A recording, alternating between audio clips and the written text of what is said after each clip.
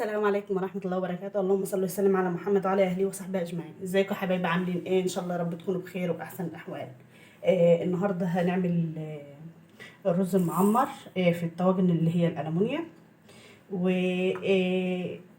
وطريقة سهلة وبسيطة وما عندكيش فرن هتعمليه فرن البوتاجاز.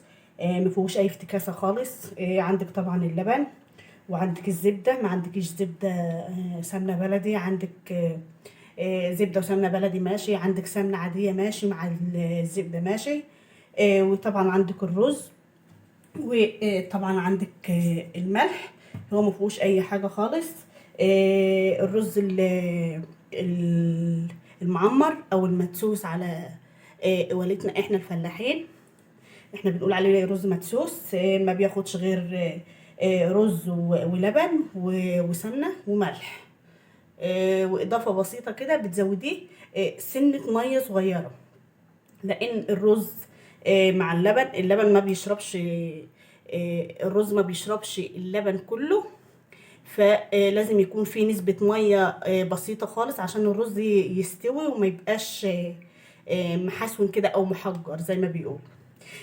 خليكم معايا بس قبل ما ندخل على الفيديو كده نصلي على سيدنا محمد عليه افضل الصلاة والسلام. ولو لسه اول مره تشوفيني تشتركوا في القناه وتفعلوا زر الجرس عشان يوصلك كل جديد، وطبعا تعليق وطبعا لايك عشان يشجعنا، عشان الفيديو يترفع ويخلينا نستمر. خليكم معايا ما تروحوش في اي حته. انا هجيب بقى الرز بتاعي طبعا معبراه اهو، هنزل بيه في البوله كده عشان اغسله. هو طبعا متنقي وجاهز على الغسيل على طول. هغسله وهصفيه كويس قوي من الميه وهرجع لكم تاني. انا دلوقتي بغسل الرز اهو. لازم اغسل الرز، انزل النشا بتاع الرز كله زي ما حضراتكم شايفين كده.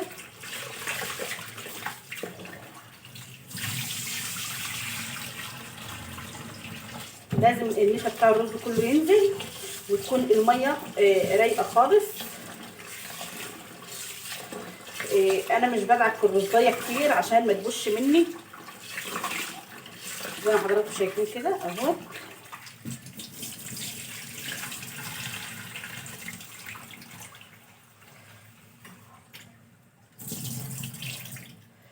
هجيب بقى اصفيه في مصفى ضيقه طبعا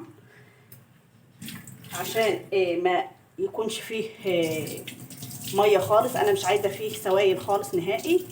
هصفيه بمصفى ضيقه خالص وهرجع لكم تاني. خليكم معايا ما تروحوش في حته. طبعا انا الرز زي ما حضراتكم شايفين كده اهو، صفيته خالص من الميه. هجيب بقى الطواجن بتاعتي اهي كده، واتاكد برضو ان هو ما فيهوش ميه نهائي عشان الميه الساقعه بتاعت الحنفيه يعني على اللبن المغلي بتخليه يروب، بيروب زي ما حضراتكم شايفين كده كده اهوت. ده كده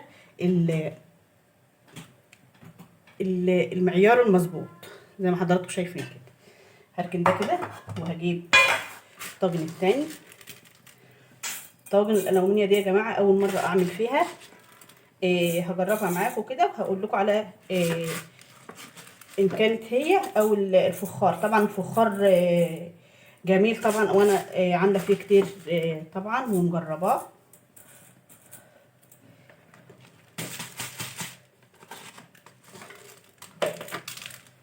كده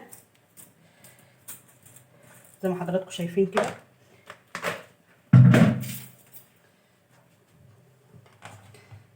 كده نزلت بالرز في الطواجن. هجيب بقى اللبن زي ما حضراتكم شايفين كده. طبعا انا مدفيه اللبن مش مغلي، انا مدفياه بس. وطبعا هيدخل على درجه حراره الفرن. لازم يكون درجه الحراره بتاعته عاليه. وهنزل بقى بشويه ميه دافيه كده، دافيه برضو مش مغليه، دافيه. ازود بيها اللبن بس كده. انها حد هيقول لي حرام ومش حرام، لا انا مش هبيعه يا جماعه عشان اللبن ازوده بالميه. هنزل بقى بمعلقه ملح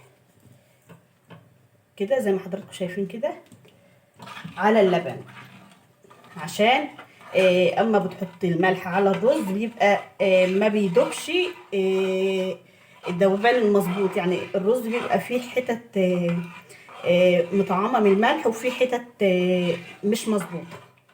انا خلاص كده دوبت الملح. هنزل بقى على الطواجن كده.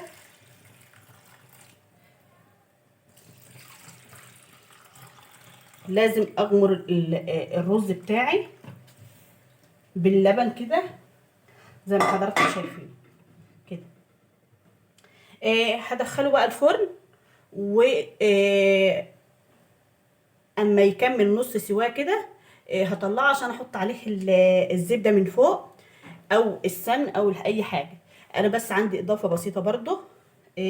انا عندي زيت، هحط معلقه زيت على كل طاجن عشان الرزايه تطلع بتلمح كده ومفرفره وحلو، هتبقى مستويه ومفرفره في نفس الوقت كده زي ما حضراتكم شايفين كده.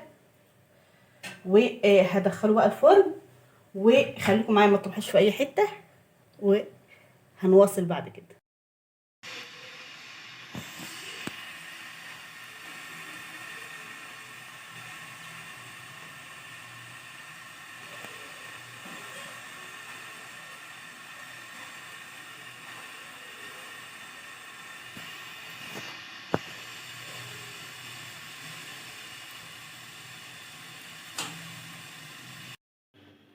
وبكده نكون الرز بتاعنا استوى زي ما حضراتكم شايفين كده. شكله بسم الله ما شاء الله، اللهم بارك. بألف هنا وشفا اللي هياكل. وبكده نكون وصلنا لاخر الفيديو بتاعنا النهارده. بتمنى منك ان انت لو لسه ما اشتركتيش في القناه تشتركي فيها وتفعلي زر الجرس عشان يوصلك كل جديد. والسلام عليكم ورحمه الله وبركاته.